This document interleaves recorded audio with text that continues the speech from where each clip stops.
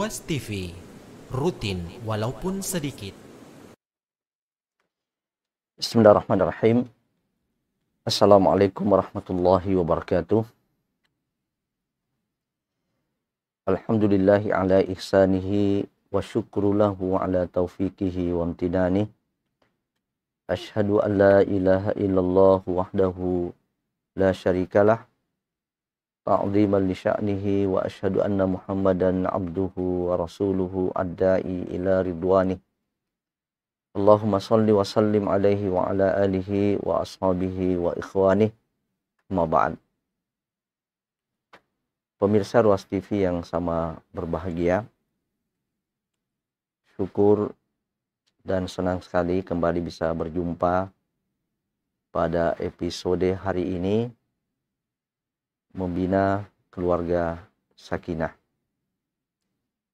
Semoga pertemuan demi pertemuan yang kita ikuti, materi-materi yang secara berlanjut kita simak, semoga berbanding lurus dengan kebahagiaan dan keharmonisan kita di dalam membina dan membangun rumah tangga kita. Pada episode hari ini, tidak terasa kita sudah masuk pada langkah yang ke-9 di dalam mewujudkan kesejiwaan pasangan suami istri. Menyatunya dua jiwa dari laki-laki dan perempuan yang berbeda jenis menyatu dalam sebuah ikatan yang suci, yaitu ikatan pernikahan, adalah merupakan syarat utama untuk meraih kebahagiaan dalam rumah tangga. Masih ingat istilah persenyawaan, istilah chemistry. Jika keluarga kita ini betul-betul sudah bersenyawa, maka ia diibaratkan air, sekalipun ia disusun oleh dua unsur kimia, yaitu hidrogen dan oksigen. Tetapi karena sudah bersenyawa, sudah menyatu menjadi senyawa yang lain, maka ia tidak bisa dipisahkan lagi. Yang memisahkan hanya maut, yang memisahkan hanya kematian. Nah, membangun keluarga yang seperti ini tidak semudah yang kita bayangkan. Dan pada pertemuan hari ini, kita sudah berada pada langkah yang 9. Langkah yang ke-9 untuk mewujudkan sebuah bangunan keluarga yang kuat itu. Apa itu? Nikmati kebersamaan. Inilah langkah yang ke-9 dari 10 tangga. 10 langkah untuk mewujudkan kesejiwaan pasangan suami istri itu. Apa makna kebersamaan yang kita maksud, yang harus kita wujudkan untuk menggapai wonderful family ini? Coba kita lihat.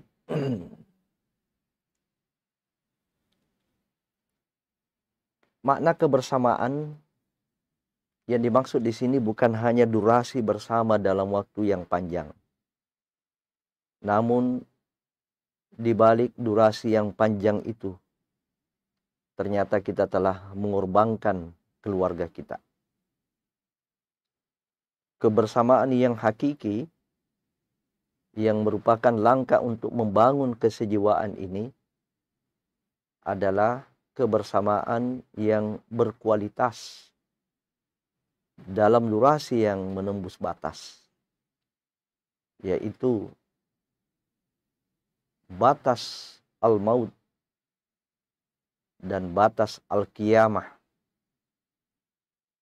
untuk bertemu kembali di dalam surganya.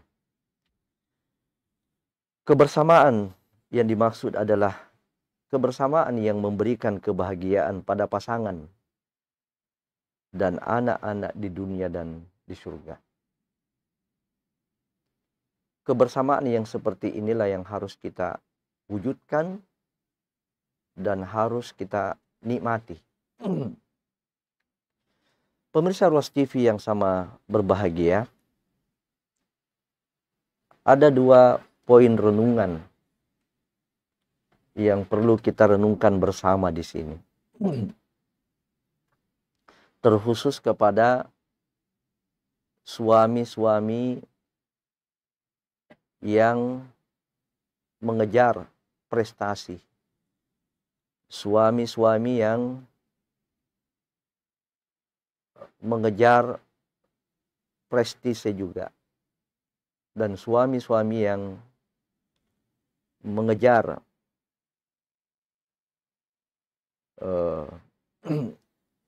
penghasilan, popularitas dan sebagainya.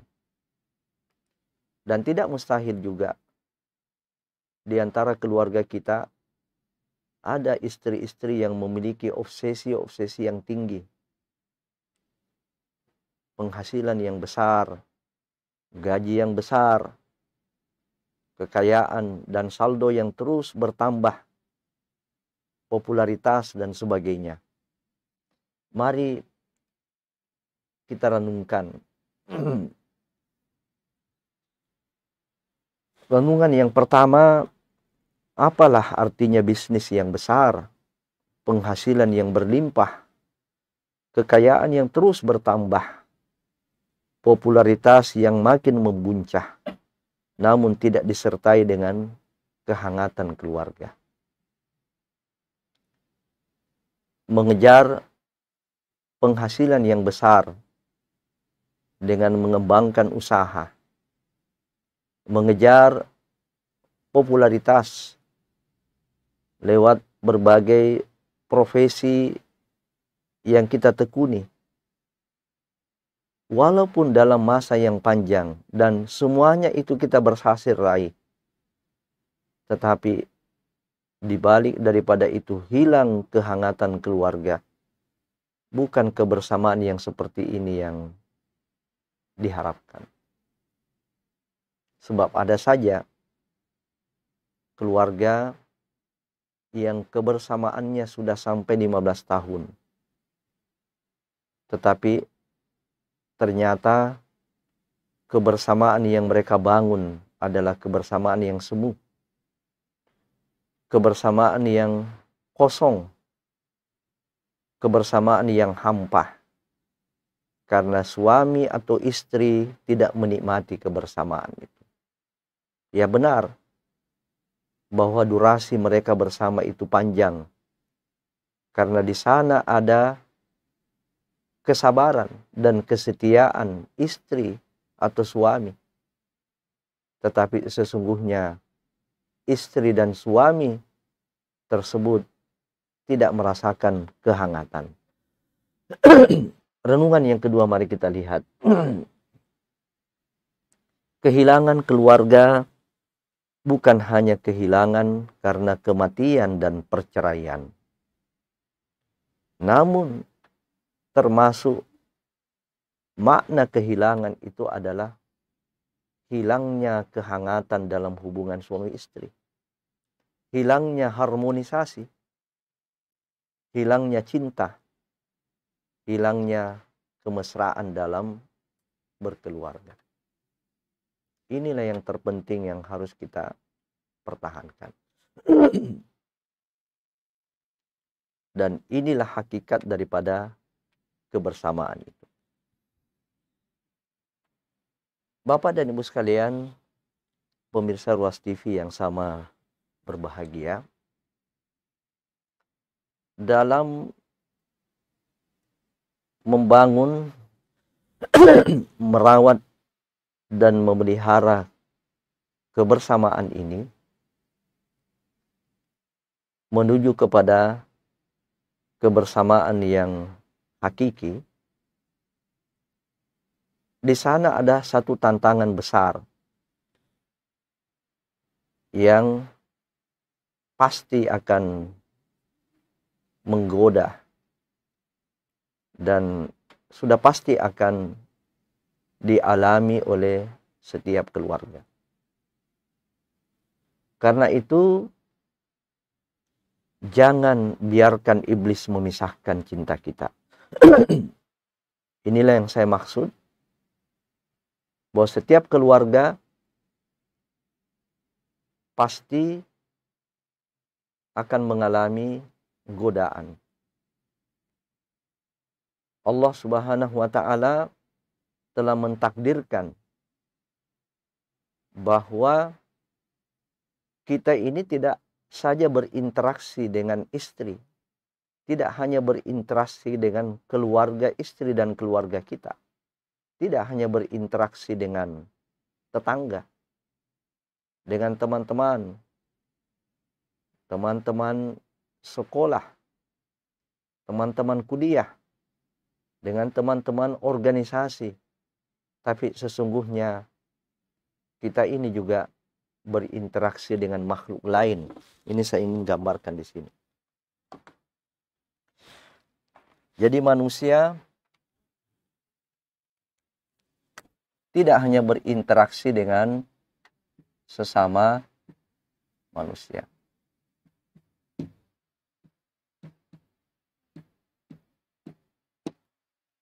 Dia tidak hanya berinteraksi dengan sesama manusia, di mana interaksi atau pergaulan dengan siapapun itu pasti akan melahirkan dampak, pasti akan melahirkan pengaruh. Kita berinteraksi dengan manusia, di sana kita akan mendapatkan pengaruh positif atau pengaruh negatif. Nah, demikian halnya dengan interaksi dengan makhluk lain. Di sini ada makhluk lain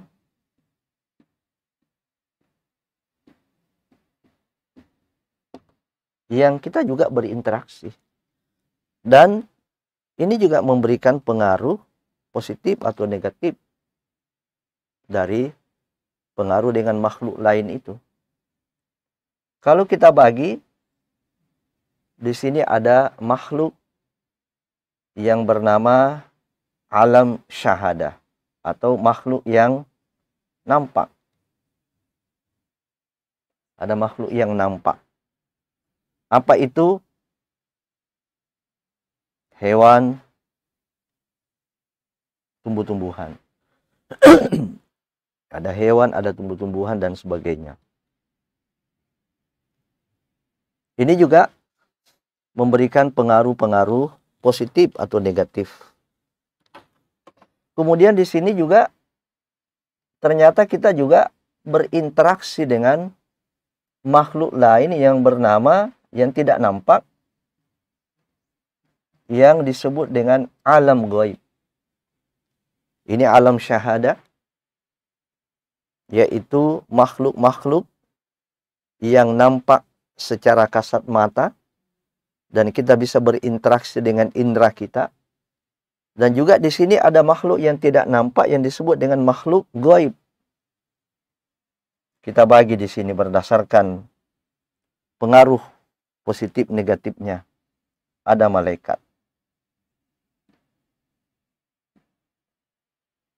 Ya, yang sesungguhnya apabila kita berinteraksi dengan mereka itu akan banyak melahirkan pengaruh-pengaruh yang positif. Kita yakin bahwa di majelis itu ada malaikat yang menaburkan rahmat, memberikan ampunan. Kemudian kita berlomba-lomba ke majelis itu, maka itu pengaruh positif. Kita sering membaca Al-Quran, berzikir, berdoa, beribadah di dalam rumah, itu mengundang datangnya malaikat rahmat. Kita lakukan itu, artinya keberadaan malaikat itu memberikan motivasi kepada kita untuk menjadi baik. Tetapi di sini ada juga makhluk yang bernama iblis, yang bernama setan, dan bernama jin. Ini sudah pernah saya jelaskan pada pertemuan yang lalu. Iblis ini moyangnya jin. Ya, iblis ini moyangnya jin. Ya, berarti jin ini adalah anak cucu daripada iblis. Ya, jadi iblis ini kana minal jin fafasaqa an amri rabbi. Iblis itu dari kalangan jin. Tetapi dia mendurhakai Allah. Nah, jadi iblis ini adalah moyangnya jin, dan jin ini adalah keturunannya iblis. Setan ini siapa? Setan ini adalah sifatnya, sifat negatif. Ya, sama dengan induknya iblis. Nah, setan ini bisa dari kalangan jin maupun manusia. Nah, karena jin ini ada yang muslim, ada yang non-muslim. Jin yang durhaka, jin yang fasik, inilah yang jadi setan. Nah, di dalam hadis ini dijelaskan. Ini hadis sahih riwayat Imam Muslim.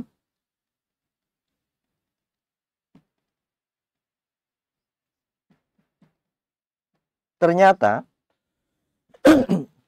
Allah menguji setiap keluarga itu dengan mendatangkan iblis dan bala tentaranya. Ya, kita ingin menghadirkan ini, riwayat ini, hadis Nabi Shallallahu Alaihi Wasallam ini adalah untuk mengingatkan kepada kita bahwa merawat, membangun kebersamaan itu bukan perkara mudah. Membangun kebersamaan itu bukan perkara mudah. Apalagi kebersamaan yang sifatnya berkualitas. Ada orang yang hidup bersama dalam waktu yang lama tetapi hambar.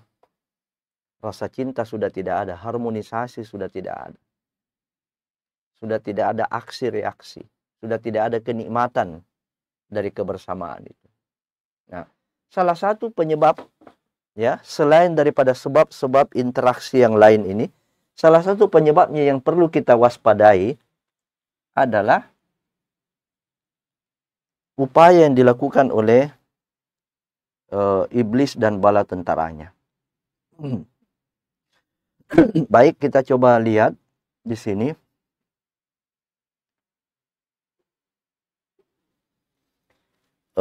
Ini hadis dari Jabir bin Abdullah radhiyallahu an. Diriwayatkan oleh Imam Muslim di dalam kitab sahihnya, Sahih Muslim. Dan hadis ini adalah hadis yang sahih. Nabi SAW bersabda, "Inna iblisa yada'u arsyahu 'alal ma'." Nah, perhatikan baik-baik. Sesungguhnya iblis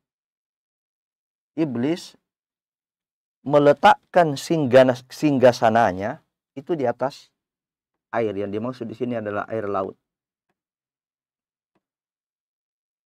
Nah, jadi iblis itu punya kerajaan di lautan. Ya, setiap lautan itu ada raja-rajanya di situ. Di mana iblis menjadi raja utamanya, kemudian anak cucunya dikembangbiakkan di situ. Tsumma yab'atsu sarayahu. Kemudian iblis itu yang merupakan moyangnya jin itu mengutus bala tentaranya. Jadi ini di setiap lautan, ya, di lautan ini itu ada singgasana iblis. Fa'danahum minhu manzilatan a'dhamuhum fitnah. Yang dekat maksudnya adalah manusia yang dekat setan-setan ini, bala tentaranya iblis ini, ya, manusia yang dekat kedudukannya, itulah yang paling besar fitnahnya. Artinya siapa yang dekat dengan bala tentara itu, siapa yang dekat dengan setan itu, itulah yang paling besar fitnahnya. Fitnah itu ujian, dan kalau kita tidak bisa lolos dari ujian, itu akan membinasakan. Nah, karenanya kita tidak boleh dekat kepada setan. Kita harus dekat dengan Allah Subhanahu wa Ta'ala. Siapa yang dekat dengan setan, itulah yang paling besar fitnahnya. Setan ini juga ada majelisnya, ada tempatnya, ada bunyi-bunyiannya, ada makanannya, ada minumannya. Yaji'u ahaduhum fayaqul. Seorang dari bala tentara setan itu, dari bala tentara iblis itu, mengatakan, fa'altu kada wa kada. Wahai komandan, kami sudah melakukan ini dan itu. Artinya sudah menempuh berbagai cara. Ya, menempuh berbagai cara. Maksudnya nanti di sini menempuh berbagai cara agar pasangan suami istri itu bisa dipisahkan. Nah, fayaqul, kemudian iblis mengatakan, ma sana'ta syai'an. Belum ada yang kamu lakukan. Tidak ada artinya yang kamu lakukan itu. Ya, sebab iblis yang dia ukur adalah hasilnya. Bukan yang diukur adalah prosesnya. Ya, artinya kamu belum berhasil. Belum ada yang kamu lakukan. Qal summa yuji'u ahaduhum fayaqul. Lalu datanglah lagi salah seorang di antara bala tentara iblis itu, lalu kemudian mengatakan, ma taraktu hatta farraqtu bainahu wa baina imra'atih. Aku tidak meninggalkan mereka, aku tidak meninggalkan dia sampai dia telah berpisah dengan istrinya. Nah, sudah bercerai. Ya, jadi ternyata ada juga di antara bala tentara yang diutus ini yang sukses, yang berhasil memisahkan pasangan suami dan istrinya. Jadi ini misinya, ya. Ini misi membangun kerajaan di lautan. Apa itu?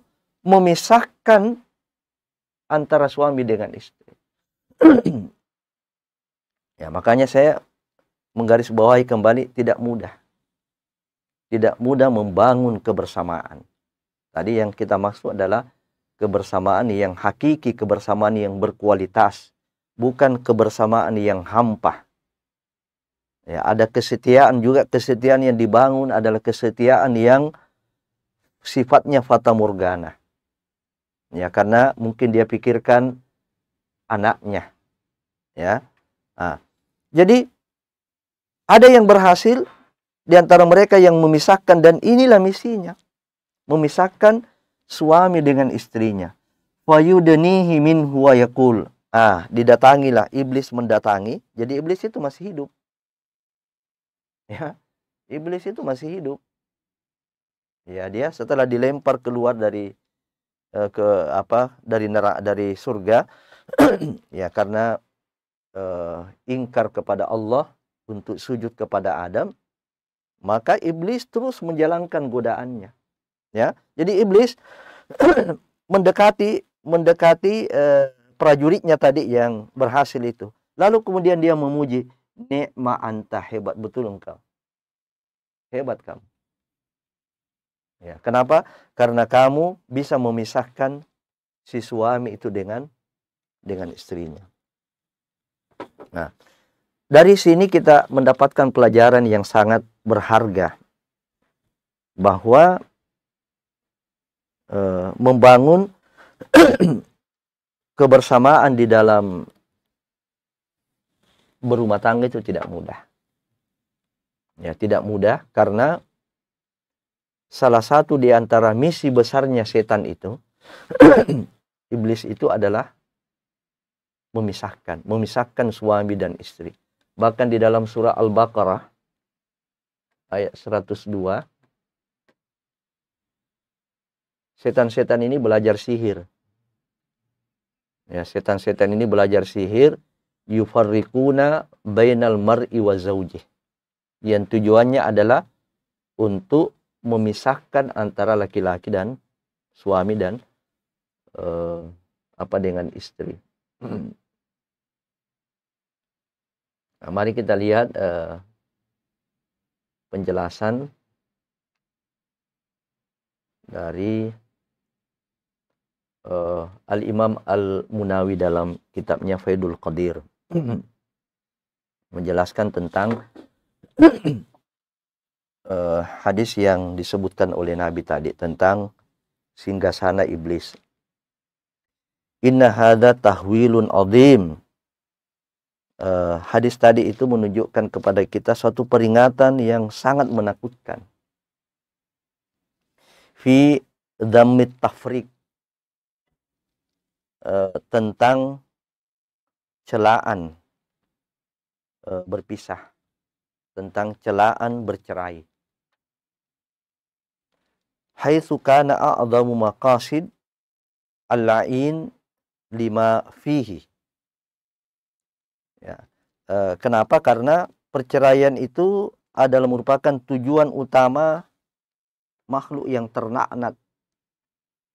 Ya, tujuan utama makhluk terlaknat yang bernama iblis dan bala tentaranya itu adalah memisahkan pasangan suami istri. Ya. Lima fihi min inqita'in nasl. Ya, di mana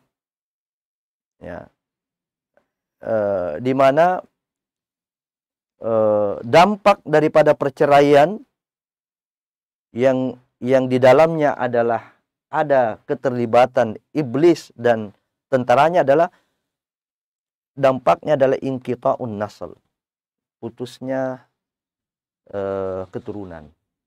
Ya, artinya kalau sudah bercerai bagaimana lagi bisa keturunan itu berlanjut? Ya, keturunan itu ada dengan kebersamaan. Ya. Nah, dia akan memutuskan keturunan. Wan siramu Bani Adam, dan kesendiriannya anak Adam itu, ya, kalau dia sendiri artinya tidak ada pasangannya. Ketika dia sudah bercerai dia sendiri atau memang belum nikah, ya, ini bisa menjerumuskan orang itu ke dalam perzinahan. Nah, makanya salah satu di antara hikmah pernikahan adalah untuk menyelamatkan manusia dari perzinahan. Nah, tapi kalau orang yang sudah menikah lalu kemudian berhasil diceraikan oleh iblis dan bala tentaranya, maka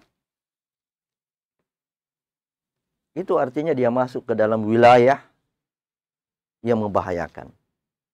Ya, bisa saja terjatuh ke dalam perzinahan. Alladzi huwa a'dhamul kabair. Di mana perzinahan itu adalah salah satu di antara dosa besar. Nah, ini yang penting kita sampaikan bahwa tidak mudah, ya, tidak mudah membangun kebersamaan itu.